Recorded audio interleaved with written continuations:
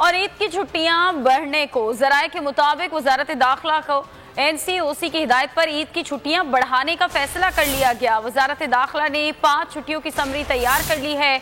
इस हवाले से मजीद तफसीलात जान लेते हैं बोल न्यूज के नुमाइंदे नईम असगर से। नईम, बताइएगा 5 छुट्टियों का फैसला कब तक मुतवक्को है?